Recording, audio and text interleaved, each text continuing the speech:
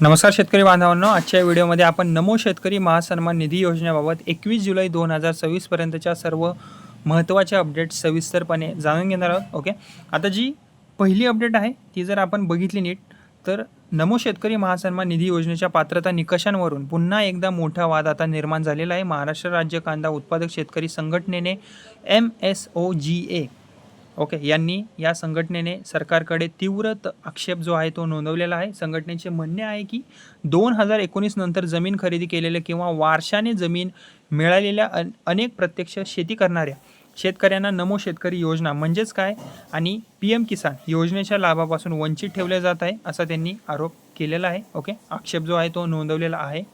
आता यामध्ये संघटनेची जी मागणी आहे ती जर आपण बघितली तर ती मागणी काय आहे ती जर आपण बघितली नीट तर MSOGA ने केंद्र आणि राज्य सरकारकडे पात्र निकषांमध्ये तातडीने सुधारणा करण्याची मागणी केलेली आहे. संघटनेचे म्हणणे आहे की फक्त तांत्रिक अटींमुळे प्रत्यक्ष शेती करणारे शेतकरी लाभापासून वंचित राहणे योग्य नाही आहे आणि आंदोलनाचा इशारा सुद्धा त्यांनी केलेला आहे.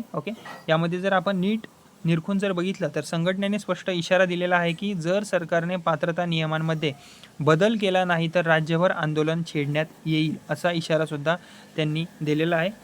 आता 8व्या हप्त्याची जर सद्यस्थिती आपण बघितली तर यामध्ये दिसून येतं की सर्वाधिक चर्चेत असलेल्या 8व्या हप्त्याबाबतची माहिती आलेली आहे. ती म्हणजेच की मार्च 2026 मध्ये सुमारे 89.74 लाख पात्र शेतकऱ्यांच्या खात्यात 8वा हप्ता जमा करण्यात आलेला होता आणि या हप्त्यासाठी एकूण 1798 कोटी निधी मंजूर करण्यात आलेला होता आणि दिसून येत आहे की KYC पूर्ण असूनही खूप शेतकरी मंडळांचे पैसे जे आहेत ते अडकलेले आहेत. आता आजही अनेक शेतकरी आपल्या हप्त्याची वाट पाहत आहेत. उपलब्ध माहितीनुसार सुमारे 1.89 लाख शेतकऱ्यांनी KYC पूर्ण केले असूनही त्यांच्या खात्यात 8वा हप्ता जो आहे तो जमा झालेलाच नाही आहे. जर शेतकरी मंडळींना तुमच्यापर्यंत हा व्हिडिओ पोहोचलेला असेल, जर तुम्हालाही 8वा हप्ता आलेला नसेल तर कृपया करून या चॅनलला आधी सबस्क्राईब करा आणि या व्हिडिओच्या खाली कमेंट करा आणि तुमच्या जिल्ह्याचं नाव लिहायला विसरू नका. आणि यामुळे झालं काय, अनेक जिल्ह्यांमध्ये बँका आणि कृषी कार्यालयांमध्ये शेतकऱ्यांची मोठी गर्दी सध्या होत असल्याचे दिसून येत आहे आणि शेतकरी संघटनांची अजून एक मागणी आहे की ती जर आपण मागणी बघितली तर आता उर्वरित सर्व पात्र शेतकऱ्यांना थकीत हप्ते तातडीने वितरित करण्यात यावेत अशी त्यांची मागणी आहे शेतकरी मंडळांची.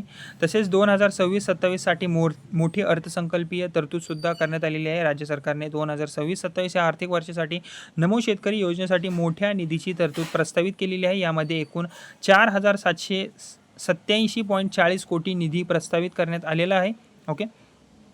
आता SC उपयोजनासाठी निधी आहे हा.